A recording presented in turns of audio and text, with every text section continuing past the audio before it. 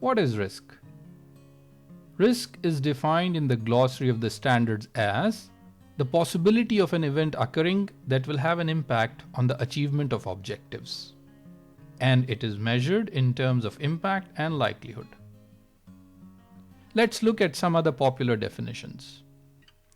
COSO ERM, which we will discuss in the coming lessons, defines risk as the possibility that events will occur and affect the achievement of strategy and business objectives. ISO 31000, the other of the two most commonly used risk management standards, which we will discuss in the coming lessons as well, defines risk as effect of uncertainty on objectives.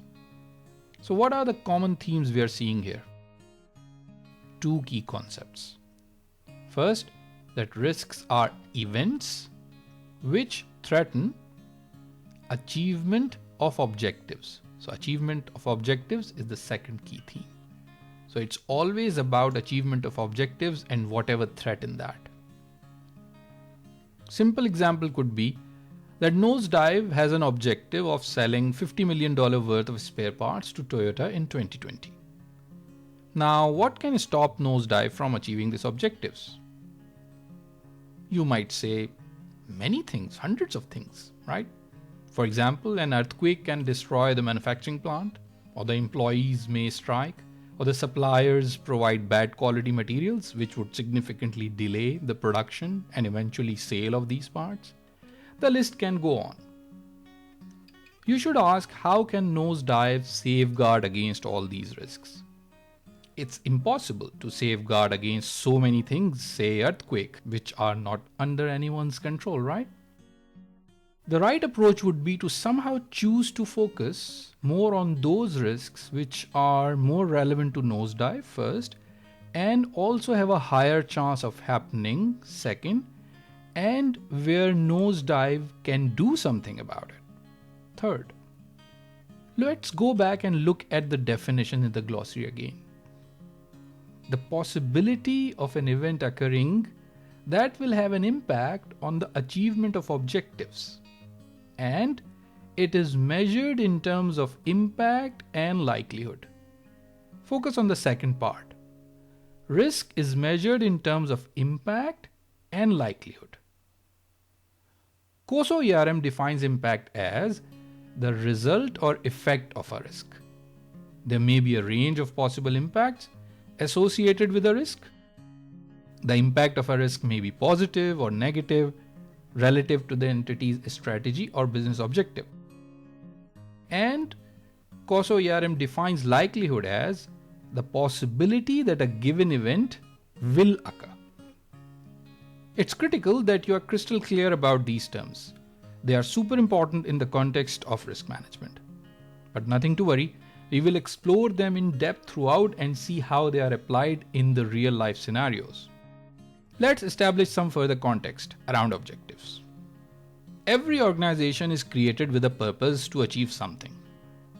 Most organizations are created to make profit, means money, for the shareholders by running a business like Apple, Microsoft, Toyota, and our very own Nosedive Corporation.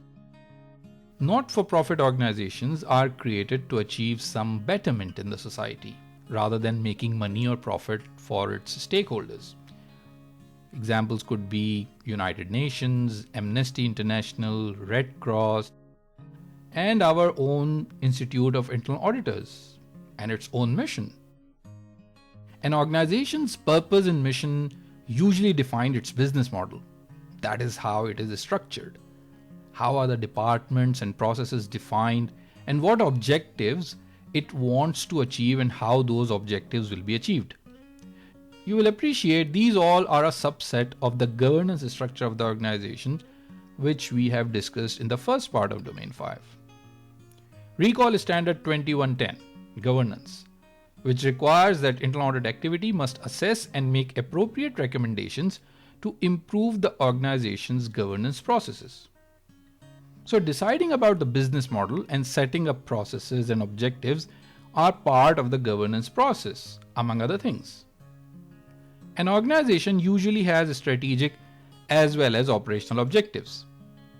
Example of strategic objectives could be to develop new product lines or to set up a new plant. And an example of routine day-to-day operational objective could be to reduce cost by some target, say 10%, or achieve profit increase of 10%, etc. Every objective or decision will have its own risks, and boards and management will have choices to make and decisions to take with varying risk levels. And the choices are hardly easy or as simple as choosing one from the two. There are almost always a range of possible outcomes with no easy right or wrong answer. For this reason, every organization needs to have a structured risk management process in place to effectively help board and management take appropriate decisions after considering the risks and rewards. See you in the next lesson, where we will continue our discussion of risk management process.